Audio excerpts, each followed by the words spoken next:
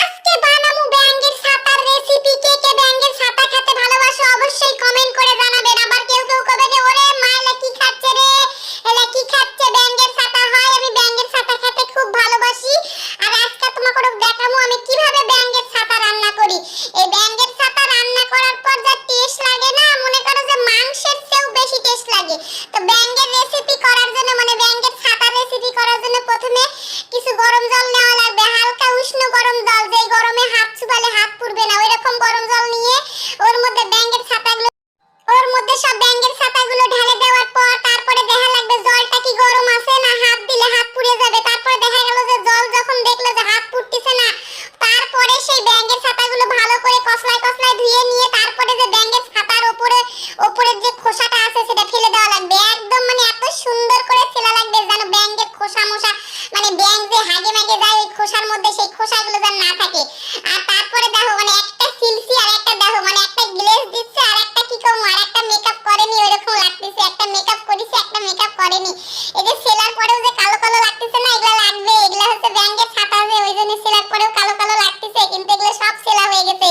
তো একদম সুন্দর করে সেলার পর তারপরে সবগুলো একদম সুন্দর করে কেটে নিতে হবে, একদম সুন্দর করে, যেন কোনো রকমের কোনো ছুবলা মুবলা না থাকে। তারপরে এমন পিস করবে যেন পনির যেরকম কাটা হয় না, একটা পনিরের 4-5 টুকরা করা হয়, ওইরকম পনিরের মতো পিস করতে হবে। এই যে মাঝখান থেকে একটা টুকরা, তারপর আরেকটা টুকরা, তারপর আরেকটা টুকরা, একটা জিনিসের 3টা 4টা 5টা 6টা টুকরা করা লাগবে।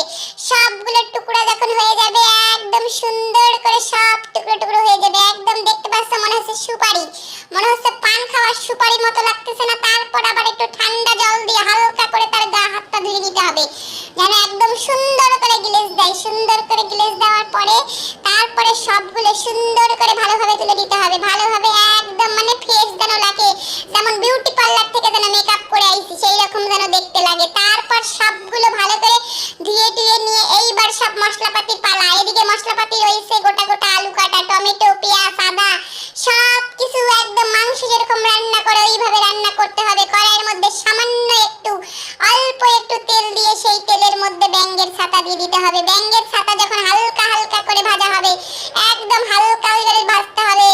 আর হালকা করে ভাজার সময় দেখবে যে সব ব্যাঙের ছাতা যত রস ছিল সব তেলের সাথে মিশে জল হয়ে গেছে, একদম জল হয়ে গেছে। তারপর সব ব্যাঙের ছাতাগুলো হালকা হালকা হাতে তুলে নিতে হবে। এগুলা কিন্তু ভাঙার চান্স খুবই কম, কারণ এইগুলা একদম যেমন মাংস যেরকম হয় না, কচকচি হয়, মাংসের কচকচি ওই রকম কচকচির মতো কচকচ করে, সেই জন্য এটা ভাঙার চান্স খুবই কম। সেই জন্য যতই তুমি নাড়াচাড়া করো ঘাটাঘাটি করো কোনো মতেই ভাঙবে না। তারপরে সেই জল আর তেলের মধ্যে দিয়ে দিলাম আলু ভাজা, আলু আর ব্যাঙের ছাতা ভাজে মাঝে সেই তেলের মধ্যে ফোড়ন দেওয়ার জন্য দিয়ে দিলাম শুকনো লঙ্কা, তেজপাতা, গোটা জিরা আর সব গোটা মশলা দিয়ে দেওয়ার পর এখানে আদা রসুন বেটে নিয়েছিলাম, সেই আদা রসুন বাটাটা দিয়ে দিতে হবে।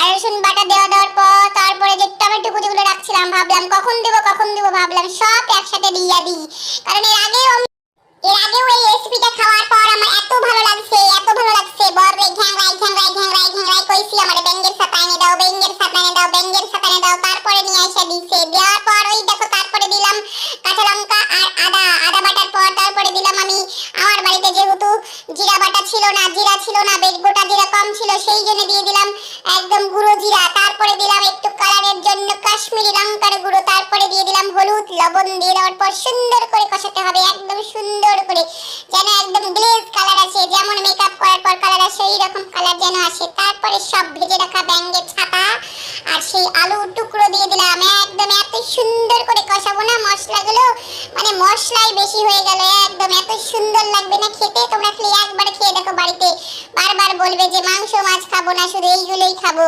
ওরে না, সেই টেস্ট, সেই এত স্বাদ এই দুনিয়ায় আর কোথায় পাওয়া যাবে। একটু গরম জল নিয়েছিলাম, গরম জল ঢেলে দিলাম কষানোর পরে। এদিকে মেয়ে গন্ধ পেয়ে বলছে মা আমি খাবো, কি রান্না করছো? আমি মেয়েকে দিয়ে বললাম মা দারুন, বলছে দাও আমাকে দাও। বিছানায় নিয়ে বসে পড়লো খাওয়ার জন্য। তারপরে এদিকে আমার সব রান্নাগুলো সুন্দরভাবে হয়ে যাওয়ার পর আমি উপর দিয়ে যেমন মেকআপ করার পর মেকআপ স্প্রে দেওয়া হয় সেই রকম উপর দিয়ে গরম মশলা দিয়ে দিলাম, শাহি গরম মশলা। ওয়াও या क्या बल्ले बल्ले क्या बात हुई रे, इतना सुंदर कलर आया है। मैं तो क्या बोलूंगा कुछ पता नहीं चलता है। তারপরে এগুলো আমি একটু টেস্ট করার জন্য নিলাম একটা চামচে।